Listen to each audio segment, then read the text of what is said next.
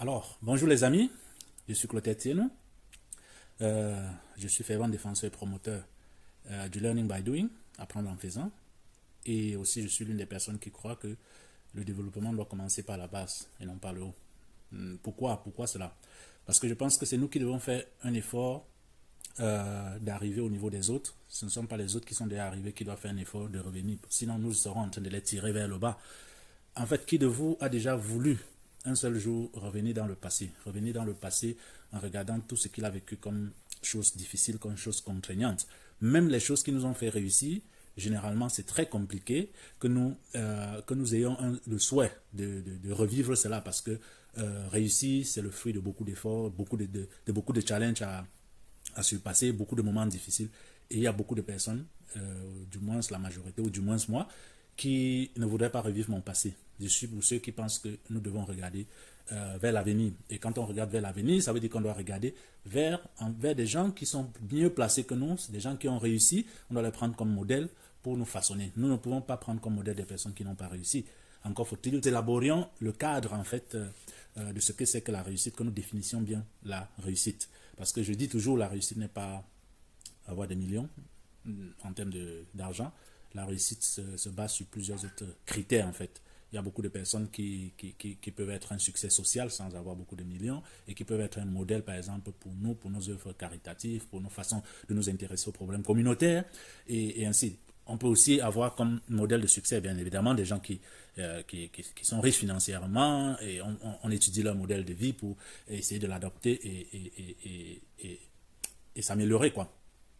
Alors, qu'est-ce qu'on devait parler aujourd'hui? Je n'ai pas préparé de discours, donc je suis en train de parler sur ce qui me vient en esprit. Mais j'avais une idée bien concise de ce que je voudrais qu'on parle. Donc, tout est bien orienté, même si ça vient de manière spontanée. Nous sommes en fin d'année et nous allons entamer une nouvelle année. Et voilà, il me vient en esprit de discuter avec vous, ou bien d'échanger avec vous sur quel type de personnes nous voulons être pour les années à venir. Je vous ai dit, il faut regarder vers l'avenir, il faut regarder vers le futur. Mais il ne faut pas regarder derrière. Il faut se servir de ce qu'on a vécu pour améliorer ce qu'on veut être demain. Alors, par rapport à l'année qui vient, la nouvelle année, quel type de leader voulons-nous être? Ou bien quel type de personnes voulons-nous être? J'ai comme ça trois catégories de personnes que j'ai pu recenser. Peut-être vous allez trouver ça dans les livres ou bien dans d'autres exemples. Trois catégories de personnes. Il y a une catégorie que je peux nommer catégorie A, qui sont des personnes généralement. Vous voyez, quand nous sommes à la gare, nous attendons le train, ou bien quand nous sommes à un stop d'autobus, nous attendons le bus. Ben, il y a des gens, le bus arrive, ils regardent le bus venir, le bus repart, ils regardent le bus partir. C'est longtemps après que le bus soit parti qu'ils se rendent compte qu'ils devaient prendre le bus ou bien qu'ils devaient prendre le train. Alors peut-être ils n'ont pas les outils nécessaires pour savoir qu'il fallait entrer dans le bus, ainsi de suite. Il y a une deuxième catégorie, voilà, qui regarde le bus arrive et ils s'assurent si le bus va vers leur destination, ils sautent dans le bus et ils partent. Et voilà, il y a une troisième catégorie, qui est la catégorie, par exemple, de ceux qui ne regardent pas le bus venir, de ceux qui conduisent le bus. Alors, quel type de personnes voulons-nous être? De ceux qui regardent le bus venir, passer et partir, de ceux qui sautent dans le bus, ou bien de ceux qui conduisent. Alors, parlons de ces trois catégories en revenant sur nos vies personnelles.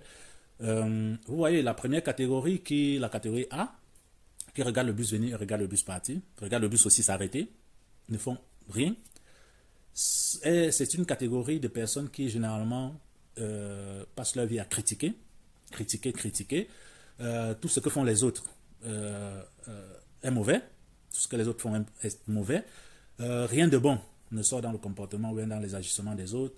Le pays va mal, la famille va mal, tout va mal, le travail va mal, tout va mal. Même sa femme, sa petite amie va mal, même ses frères vont mal, même ses amis vont mal. On est là à se plaindre. On est là à se plaindre tout le temps et on ne fait jamais rien pour changer sa vie. On pense qu'il y aura une main divine qui viendra de quelque part et se poser sur nous. Et du coup, on va passer de notre état de dormance à un état de richesse inestimée. Ça, les gars, ça n'existe pas. À ceux-là qui se plaignent tout le temps, arrêtons de nous plaindre. On peut se plaindre d'une situation, mais après, on doit changer la situation. On doit contribuer à changer la situation. Vous pensez que si tout le monde s'arrêtait pour se plaindre, où est-ce qu'on devait être aujourd'hui? Donc, mon message à ces personnes, c'est que nous sommes en train d'entamer une nouvelle année. J'ai fait des vidéos récentes sur comment évaluer notre année, mais on peut aussi se servir de cette vidéo-là pour évaluer notre vie en fait. Qu'est-ce que nous sommes devenus aujourd'hui? On va continuer de se plaindre tous les jours. On va passer 20 ans comme un que je connais bien et qui sûrement suivra cette vidéo.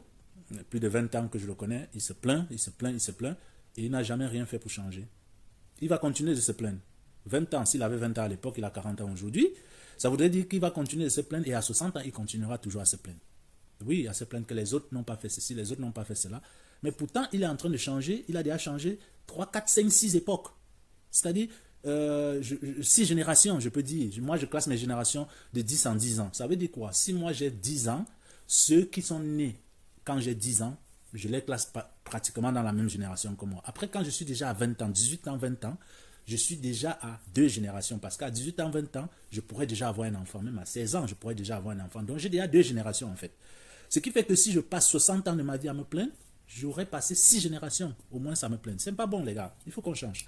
La deuxième catégorie, ce sont des personnes qui regardent le train ou le bus arriver, s'assurent que ça va dans la même destination qu'ils veulent partir, ils sautent dedans. Ben, c'est bien, mais c'est toujours passif, ça. C'est toujours passif. Il est temps de penser un peu à développer quelque chose, à se lever et à penser, à se dire, mais cette destination-là que je prends, au lieu de prendre le bus chaque matin, moi-même, je peux conduire là. Je peux conduire pour aller. Je peux définir la destination. Je peux mobiliser les gens pour aller.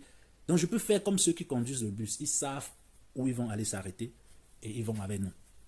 L'exemple du bus ou du train, c'est paradoxal. Hein. Ce n'est pas exactement ça, mais prenons ça dans la réalité, quoi. C'est-à-dire, au lieu de penser seulement à être là pour suivre les autres, ainsi de suite, pensons à initier des petites actions, hein, des petites actions. Moi, je dis souvent aux jeunes, surtout aux jeunes qui finissent l'école ou bien qui n'ont même pas eu la chance de faire l'école et qui disent qu'il n'y a pas de travail. Moi, je vous dis, le premier travail d'un homme, c'est de travailler pour trouver du travail. Alors, si vous ne faites rien, vous n'avez rien. Vous sortez de l'école, fraîchement de l'école, peu importe le niveau, vous sortez d'une formation professionnelle. La chance avec la formation professionnelle, c'est qu'on vous oblige à faire un stage et que si vous êtes performant pour ce stage, vous aurez un emploi. Le mal de la formation générale, bac C, bac A, université, le mal de ça, c'est que on ne vous oblige à faire aucun stage, sauf pour certaines formations de licence, master professionnel où on vous envoie sur le terrain, ainsi de suite, ou bien vous allez faire de l'investigation, vous pouvez donc avoir une expérience plus ou moins professionnelle.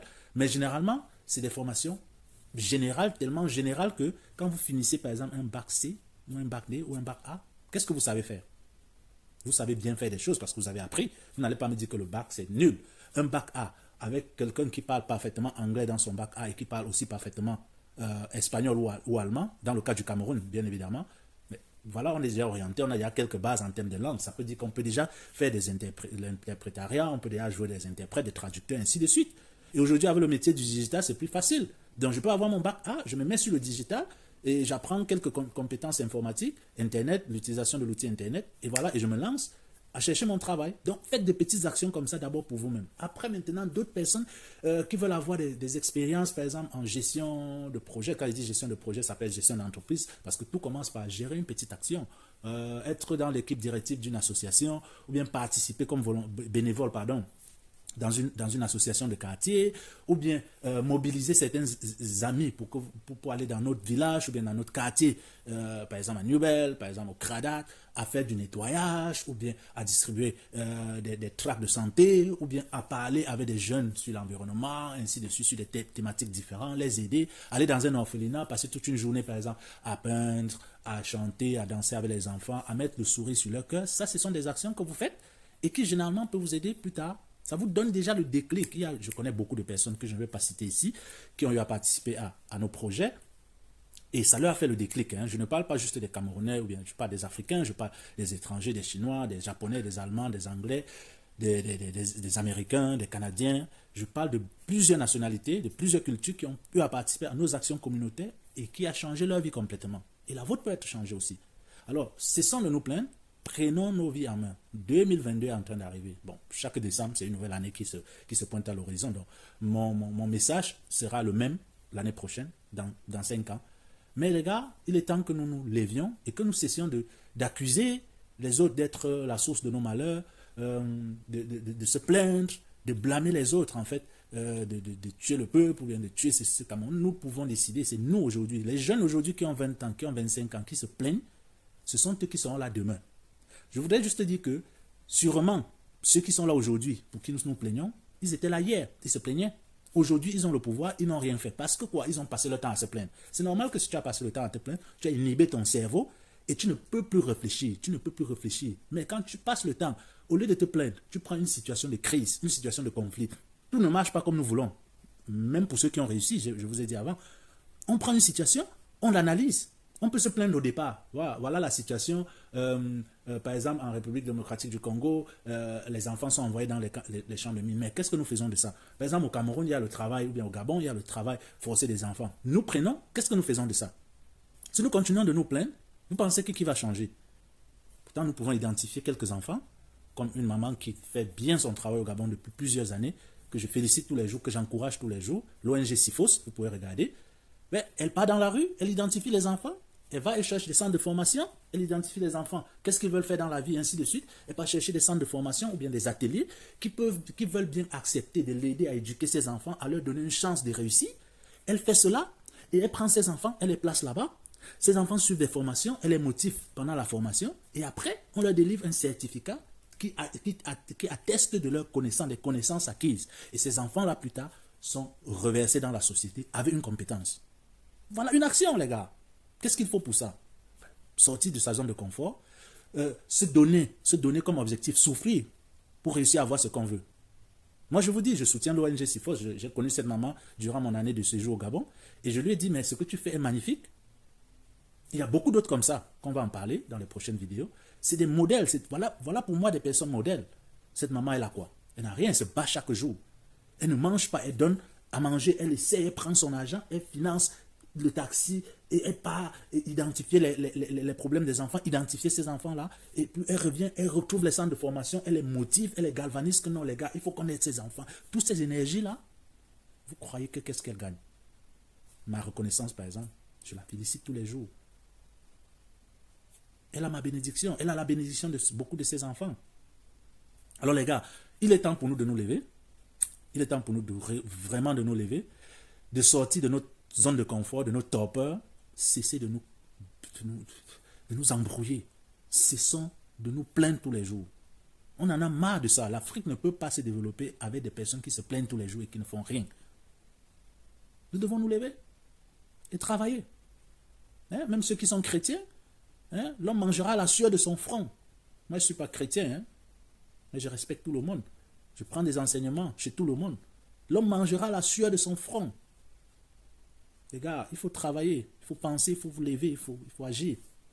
Allez, bonne année et mes vœux les meilleurs.